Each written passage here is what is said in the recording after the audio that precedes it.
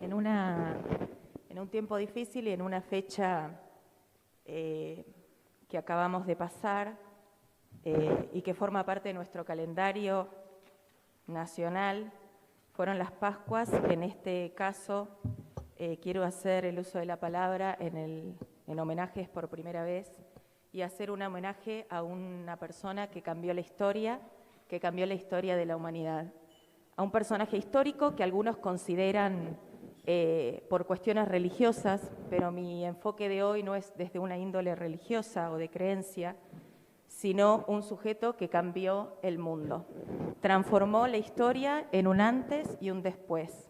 Hoy mi homenaje es a Jesús, el que separó la historia en un antes de Cristo y en un después de Cristo, el que con sus enseñanzas influyó no solamente a los que creían en él como un líder religioso, sino que influyó también en innumerables aportes a toda la sociedad. Fue Jesús el principal defensor de las mujeres, el defensor de los niños, de los pobres, de los menesterosos, de los enfermos y de los pobres de espíritu también. Fue Jesús el que se preocupó por las mujeres, en un contexto donde las mujeres prácticamente no tenían derechos, donde ni siquiera se podía hablar con ellas. Fue Jesús el que se acercó a las prostitutas, fue Jesús el que se acercó a las mujeres con flujo de sangre discriminadas en esa época.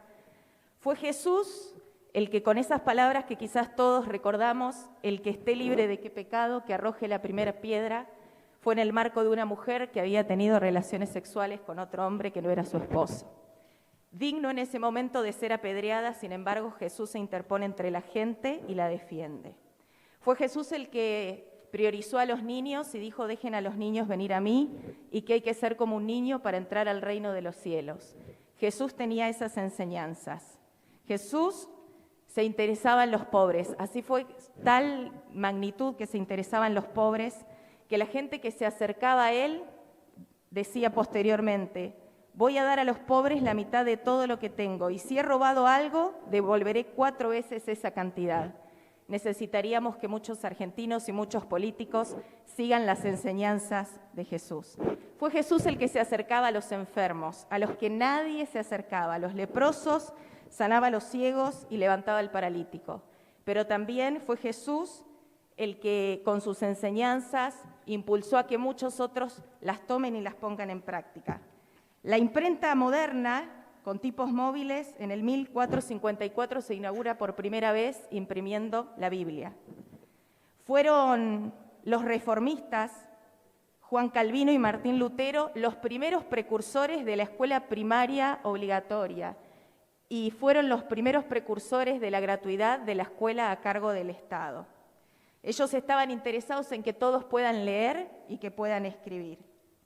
Fue Sarah Eccleston, otra cristiana, otra seguidora de las enseñanzas de Jesús, quien vino desde Estados Unidos, fue traída por Domingo Faustino Sarmiento, y fue esta mujer cristiana, evangélica, la que inauguró el primer jardín preescolar en la Argentina, en la Escuela Normal de Paraná, y la que fundó el primer instituto para la formación de maestras jardineras en 1884.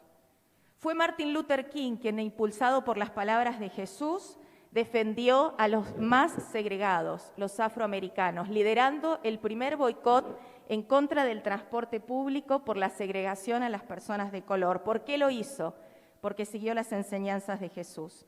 La Madre Teresa de Calcuta, una monja católica de origen albanés, que pasó 45 años de su vida, como dice ella, atendiendo a los pobres más pobres.